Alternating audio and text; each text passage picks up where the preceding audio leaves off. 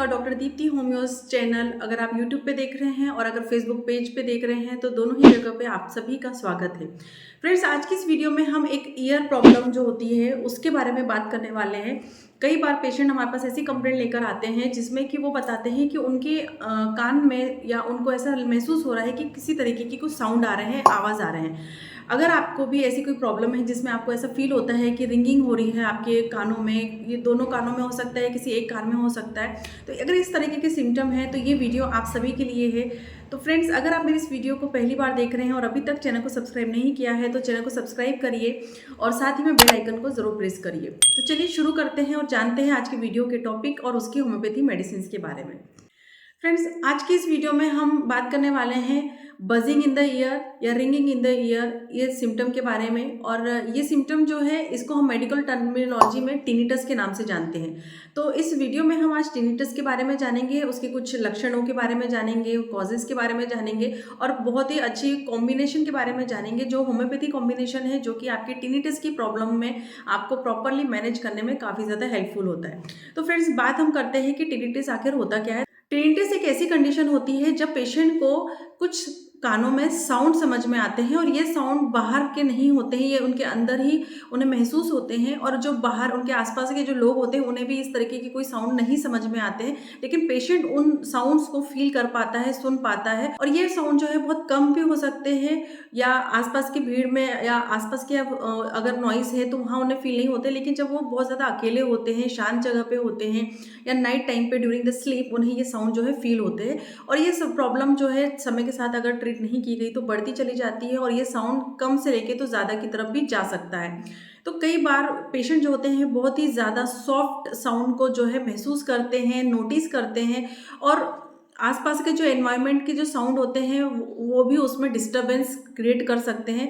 और ऐसे में जब पेशेंट को एक साउंड समझ में आता है, उनके कानों में बजिंग साउंड हो रहे हैं, रिंगिंग साउंड हो रहे हैं, ये साउंड जो है अलग अलग तरीके के हो सकते हैं, तो उनको बहुत ज़्यादा डिस्टर्बिंग सिचुएशन होती है, वो बहुत ज़्यादा फ्रस्ट्रेट हो जाते हैं इन साउंड से। क्योंकि जब भी कभी वो शोर में होते हैं तो ये साउंड उन्हें इतने फील नहीं होते, लेकिन जब वो शांत होते हैं, एक जगह पर होते हैं या सोने की कोशिश कर रहे होते हैं या कॉन्सेंट्रेट कर रहे होते हैं तो वहाँ पर उन्हें ये साउंड जो है काफ़ी ज़्यादा डिस्टर्ब करते हैं।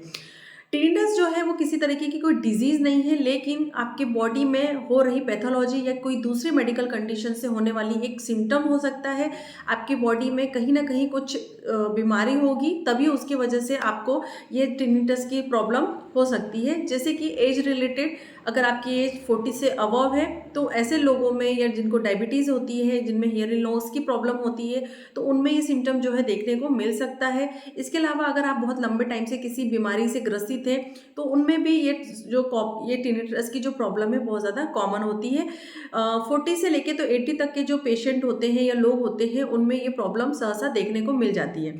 इसके सिम्टम्स की अगर हम बात करें, टिनिटस अपने आप में ही एक सिम्टम होता है जिसमें कि पेशेंट को कुछ साउंड उनके हेड में समझ में आते हैं, उनको ऐसा फील होता है और ये साउंड जो है उनके आसपास के किसी भी लोगों को समझ में नहीं आते हैं।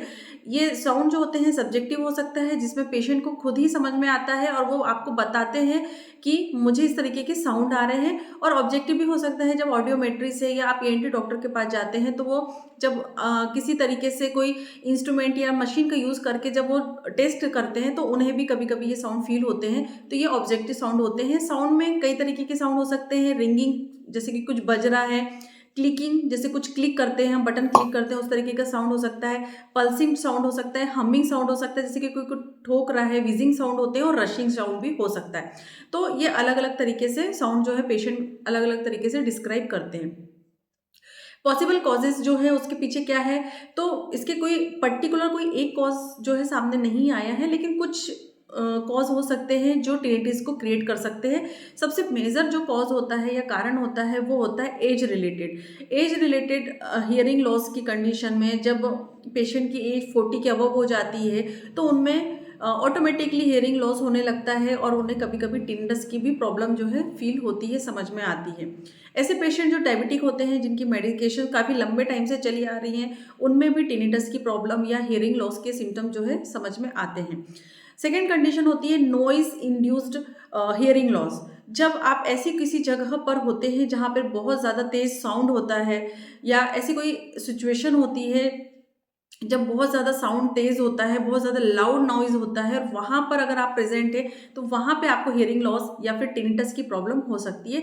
तो ये कई-कई, जैसे कभी आप ऐसे अनकॉन्शियसली खड़े हैं और सडनली आपके बाजू में कोई पटाखा फूट जाता है, तो ये बहुत ज़्यादा नॉइज़ होता है। इंसिडेंट्स होते हैं, सिंगल इंसिडेंट्स होते हैं, जैसे गन शूट की साउंड जो होते हैं उसकी वजह से, या बहुत ज़्यादा लाउड साउंड होता है, या कोई एक्सप्लोजन होता है, तो वहाँ पर सडनली हियरिंग लॉस हो सकता है बहुत ज़्यादा लाउड साउंड के साथ या नॉइज़ के साथ में।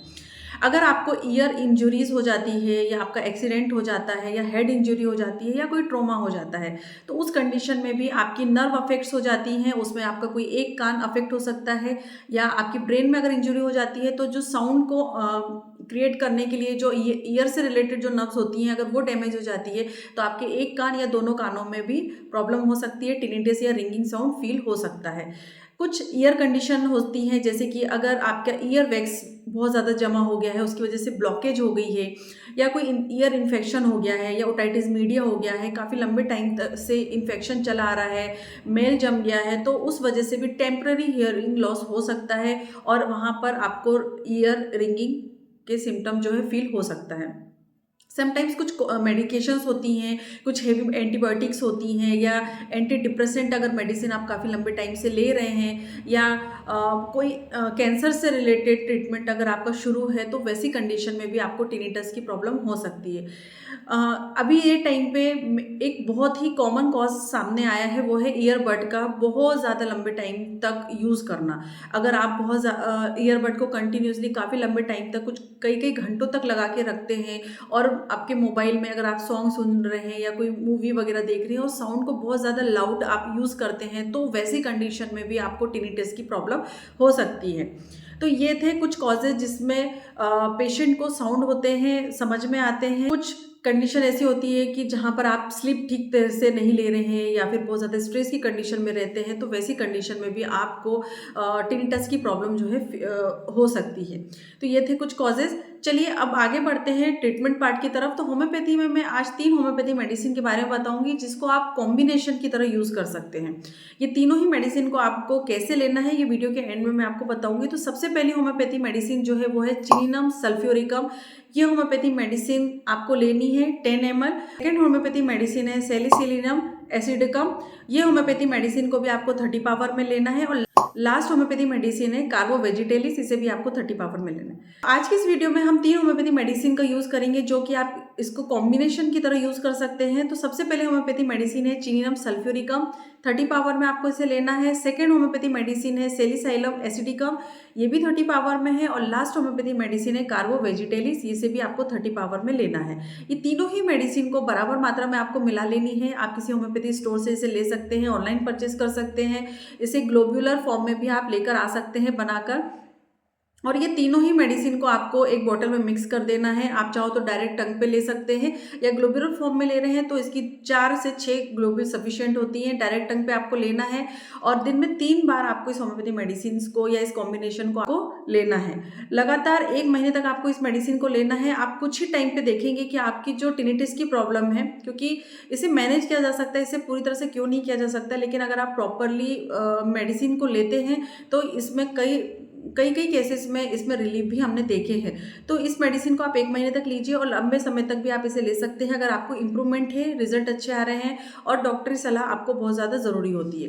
तो फ्रेंड्स, होपफुली ये जो वीडियो है टिनिटस से रिलेटेड, ये आपके लिए हेल्पफुल होगी, और ये आपको समझ में भी आई होगी और नॉलेजेबल भी होगी। अगर वीडियो पसंद आई है तो लाइक करिए, शेयर करिए, और इसी तरह नॉलेजेबल वीडियोस के साथ health related video, homeopathy treatment से रिलेटेड वीडियोस मेरे चैनल पे मैं हमेशा लेकर आती रहती हूँ। इसके बाद में लेंगे हम नेक्स्ट वीडियो में। तब तक के लिए बाय बाय, अपना ध्यान रखें, खुश रहें, धन्यवाद।